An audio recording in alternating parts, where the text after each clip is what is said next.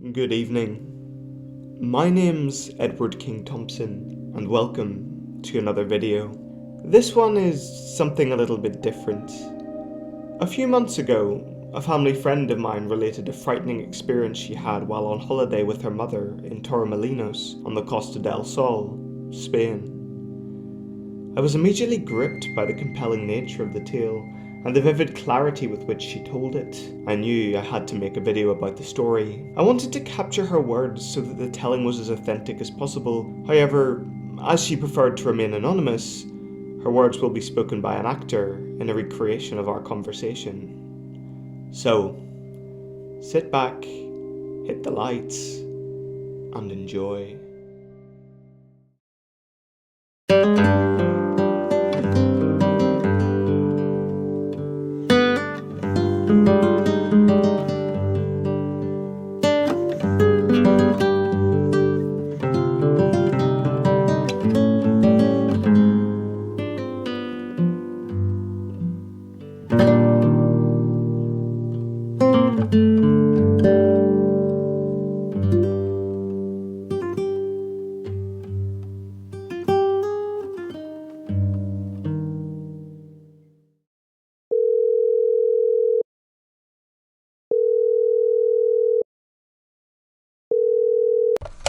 Okay. So, we arrived at the hotel. I was with my mum, and we arrived at the hotel, and we booked a twin room.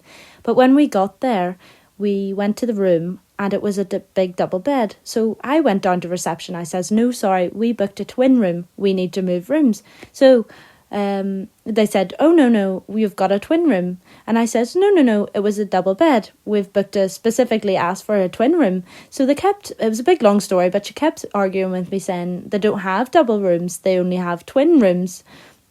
They're all twin rooms. And I says, no, you have rooms with single beds and you have rooms with double beds.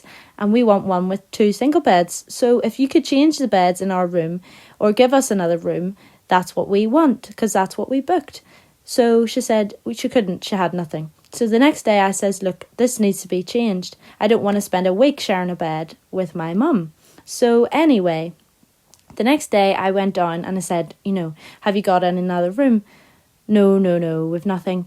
I says, look, this isn't good enough. We've specifically booked a twin. We wouldn't have booked this hotel if it didn't have twins. I know you do. This is what we want. So in the end, anyway, she decided later on, oh no, it must have been that morning. She says, oh, we've got one room.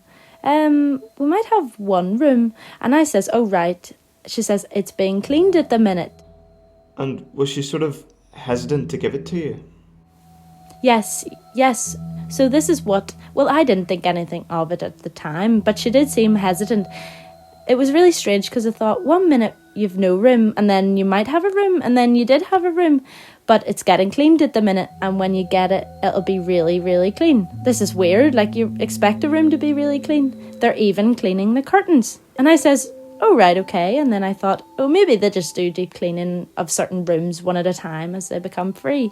So she says, but it'll not be ready till later this afternoon. And I went, right, okay. So I says, what room is it? So she told us the number. So then we walked by and there was a squad of people in cleaning and somebody was doing the grouting and the tiles. So it was really thorough?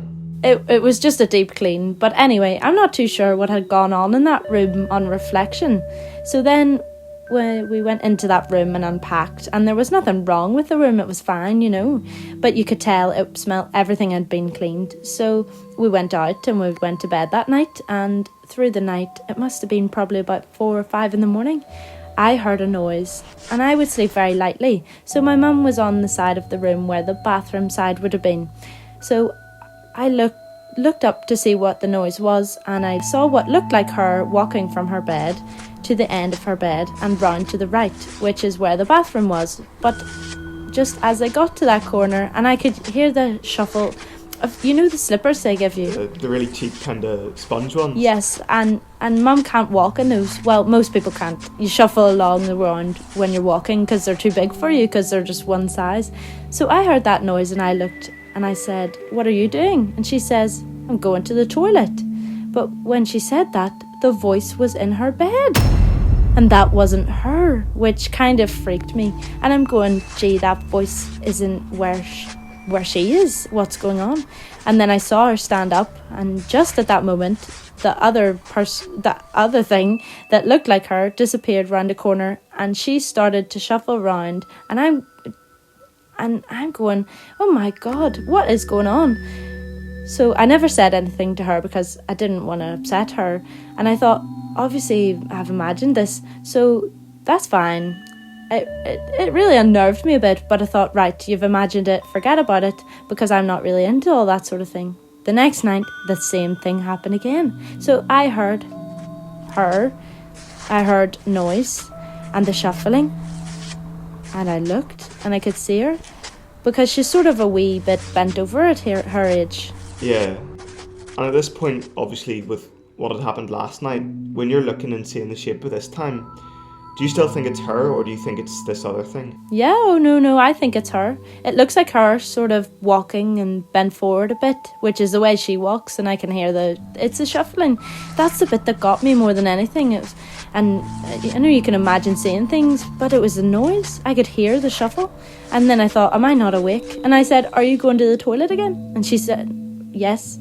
And I could see her at this stage. We got her a wee light, because she couldn't see her clock lighting up in the dark. It glowed in the dark, but when the light was off for any length of time, it didn't glow anymore. The neon didn't work. So we'd gone and bought a wee torch, and the next thing I saw her put a torch on, and she was still in her bed. And that is when I went, oh my good God. So I thought, this is really spooky. But the thing was, I didn't see this again because I didn't open my eyes the other time. When I went to bed, I kept my eyes closed and didn't look up. But the day after, the girl gave us a room, and I went past reception, and she's, oh, well, how was your room? And I thought, why would you ask that? You know, it's just a room. And I went, oh, it's okay.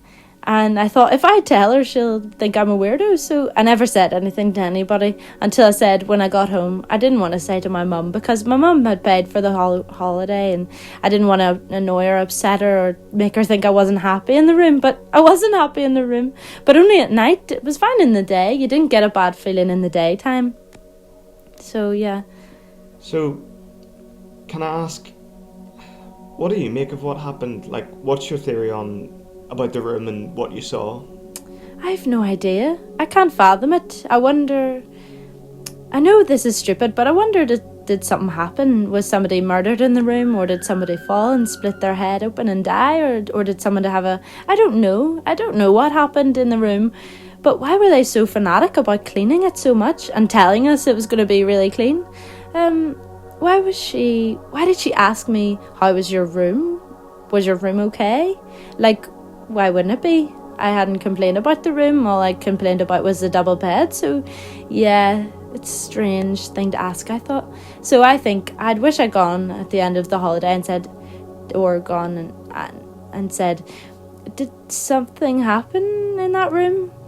I just think that something had happened in that room, and I don't really believe in all that, but I don't know. I've got no other explanation. Yeah. So you don't believe in ghosts at all? Not really, no. I think quite often there's a logical explanation, and quite often it can be a shadow. It can be your imagination. But when you hear the shuffling and you see the person going round the corner in the way my mum would have gone around the corner, and then she got up and the shuffling stopped. And there was one other night I did open my eyes slightly. She wasn't getting up, but because after that she put the torch on before she got up, so you could see that she'd lit the room up. But and I think it was towards the end of the holiday anyway. I did see something another night when I opened my eyes over to the corner where they would have gone round the corner, and I just closed my eyes because I didn't want to see it. It was freaking me. It was like as if her shadow was walking before